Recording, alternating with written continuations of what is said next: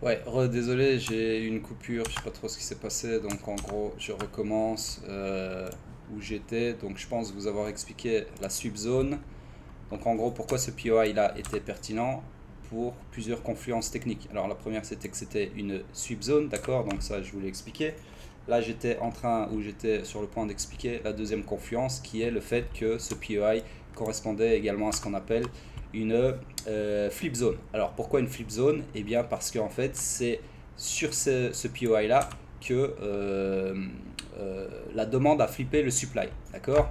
Donc comment est-ce qu'on voit ça? Bah, c'est simple, ça ici, ce que vous voyez ici, c'était une demande. C'est-à-dire qu'à ce moment là, si je vous fais les choses carrées, petite seconde, tac. Donc vous êtes bien d'accord qu'à ce moment-ci, non, pas à ce moment-là, il faut une bougie de plus du coup. Voilà. À ce moment-ci, on est tous d'accord pour dire que ça, c'est une supply zone, d'accord? Qui est normalement comme ceci, mais là, elle est raffinée de façon fractale sur la mèche de la bougie, d'accord? Et donc, on s'attend à quoi? On s'attend, vu que le supply est aux commandes, on s'attend à ce que le supply tienne, d'accord? Et que donc, on ait quelque chose comme ceci. Sauf que ce qui s'est passé, c'est que on a eu un retest du supply, d'accord? Ensuite, on a eu ce qu'on appelle une réaction. Donc en gros, c'est ce qu'on s'attend à avoir. C'est en fait, c'est un retest du supply. Et ensuite, avoir une réaction qui renvoie le prix et rejette le prix du supply. Et là, on sait que le supply est aux commandes. D'accord? Sauf que là, la réaction qu'on a eue, tac, la voici. Ok? Donc, attendez, j'ai été une bougie trop vite là. Donc ça, c'est ma réaction. C'est-à-dire qu'on voit clairement, je vais vous le zoomer comme ça c'est encore plus parlant. On voit clairement que le prix a réagi au supply et s'est fait rejeter, s'y est fait rejeter, d'accord? Sauf que après ce qui se passe, c'est que le supply se fait flip, c'est-à-dire tac, vous voyez? En gros, il se fait transpercer. Donc là, ce qui s'est passé, c'est que on a créé un supply, on a été le mitigated, donc le retester. S'en est suivi une réaction de rejet qu'on attendait, d'accord? Sauf que après, le prix a retesté, si vous voulez, le supply et a provoqué ce qu'on appelle une failed reaction, donc c'est-à-dire que au final, la réaction qu'on attendait comme ceci, eh bien, elle a été failed, d'accord? Donc elle a échoué. Et donc à ce point-ci, au moment où on casse le creux interne ici, pardon, le sommet interne ici, eh bien, on peut confirmer une failed reaction. Et donc on peut confirmer que la base de ce mouvement qui a créé la failed reaction, pardon, n'est autre que la demande qui prend le contrôle sur le supply. Et donc c'est ce qu'on appelle flip demand to supply, d'accord? Donc tout ça pour dire quoi? Tout ça pour dire que c'est ma deuxième confluence pour dire que ce POI M15 ici est pertinent, parce qu'on a donc, je viens de le dire, une subzone et on a également une flip zone, d'accord? Alors la troisième confluence, eh bien c'est aussi un POI qu'on peut qualifier de break zone. Pourquoi break zone? Parce qu'il a cassé une structure interne, d'accord?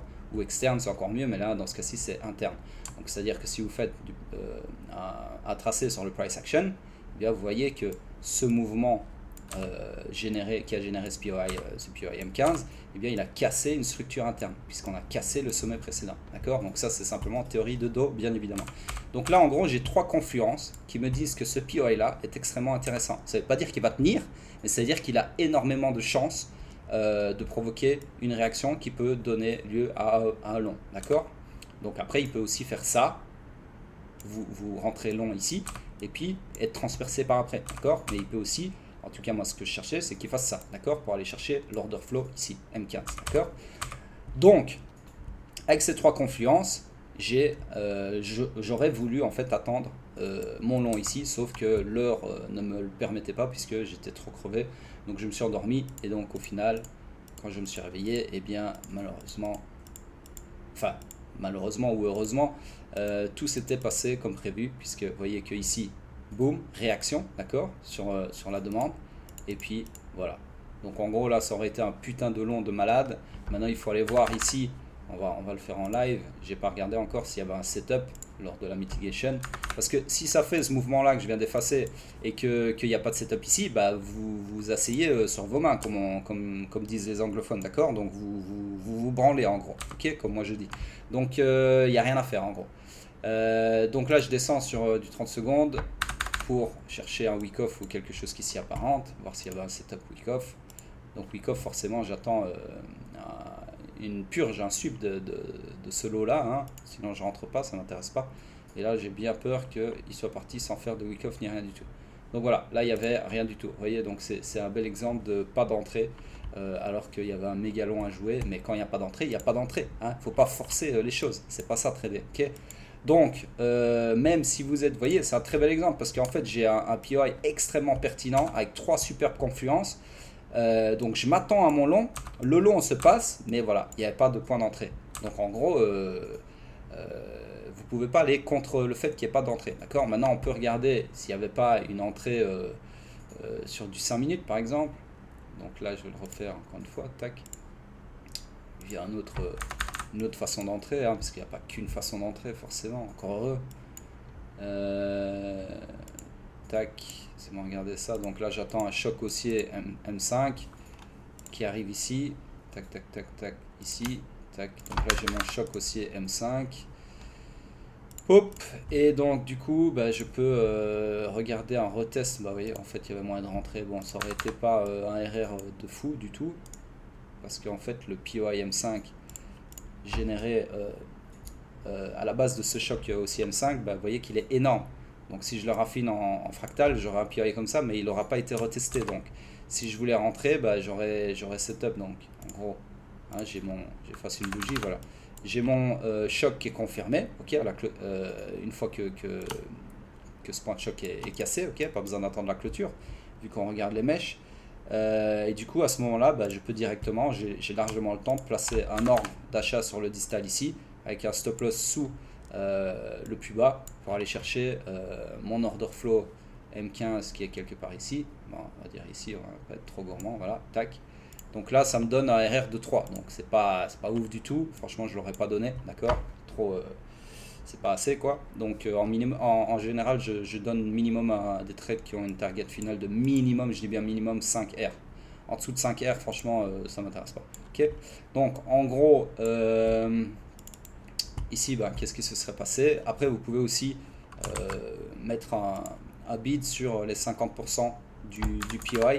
Ça ne fonctionne pas trop mal quand vous avez des énormes POI. Donc voilà, on aurait pu mettre un autre ordre qui aurait été donc ici sur les 50% avec le même stop loss, ok, et la même target forcément. Donc là, du coup, ça devenait un peu plus intéressant puisqu'on avait un truc grosso modo à 7 R, d'accord. Donc ça, j'aurais pu donner.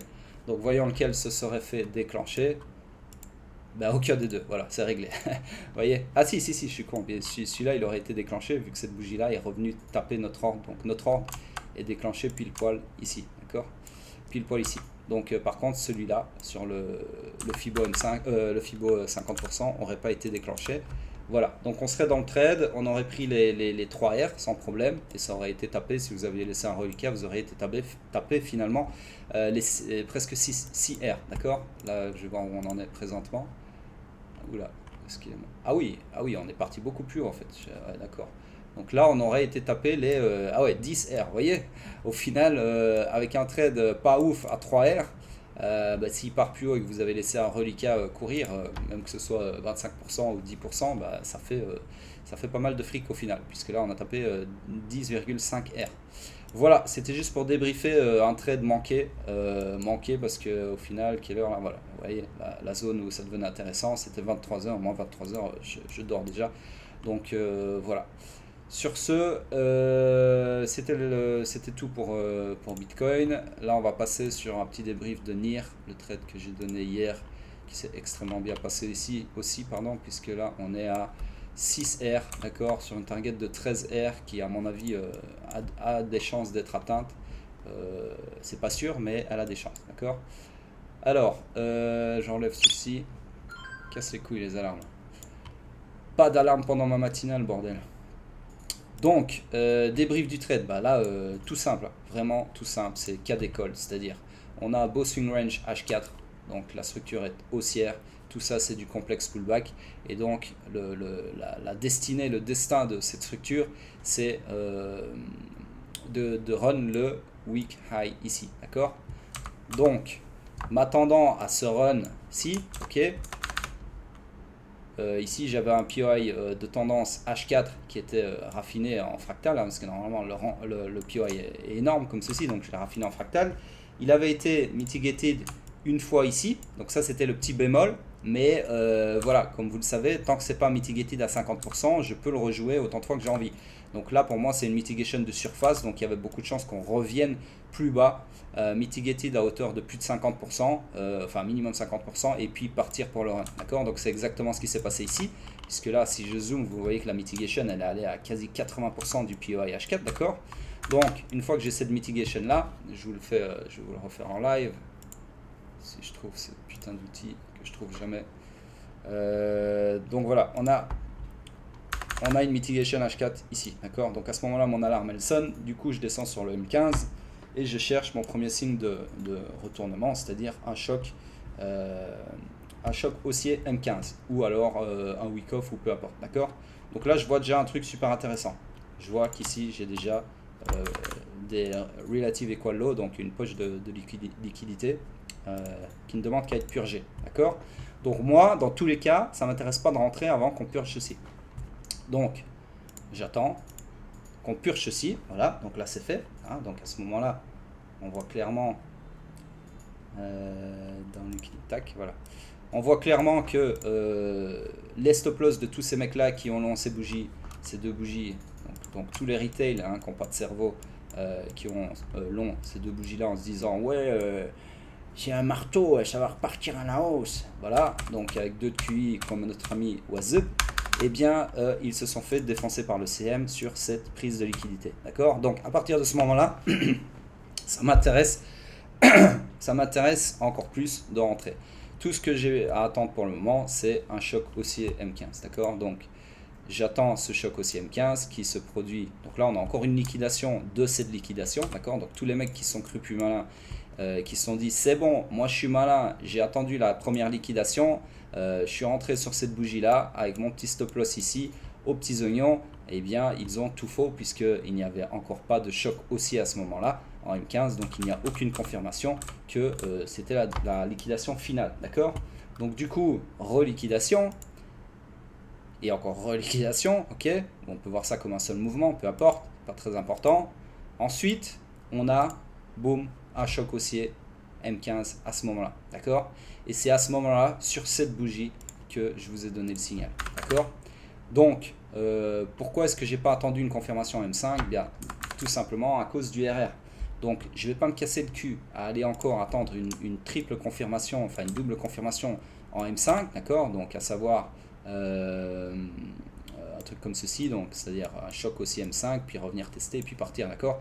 Parce que si ça ne se produit pas, bah, je vais avoir le mouvement qui part sans moi, déjà, comme ça nous est arrivé plusieurs fois. Certes, j'aurai un meilleur RR, mais là, c'est bon, je vise déjà un RR de 13, j'ai pas besoin d'un RR de 425, ok. Donc pour moi, là, j'ai assez de confirmation, j'ai une superbe manipulation week-off ici. Donc là, encore une fois, hein, si c'est pour les maniaques des annotations, Selling Climax, d'accord, ST, STB, Spring, et puis choc, ici on part, d'accord.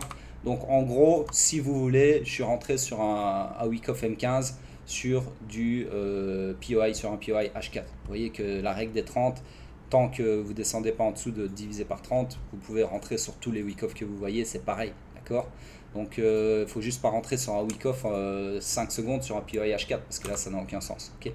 Donc voilà, pour moi il y avait un week-off M15, en plus de ça il y avait ce que je voulais voir, c'est-à-dire liquidation, POI M15 ici avec choc M15. Donc voilà, moi j'avais vraiment toutes les confirmations qu'il me fallait, du coup j'ai donné le signal à ce moment là. Alors ensuite, gestion du trade, ce qui s'est passé c'est que on a retracé, hein, au final, tac.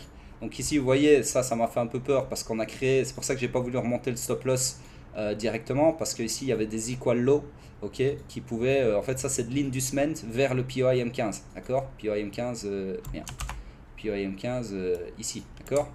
Donc du coup, pour moi, il y avait de fortes chances qu'on vienne sweep cet inducement vers le POI, mitigation du POI, et puis seulement partir, d'accord? Donc du coup, j'ai observé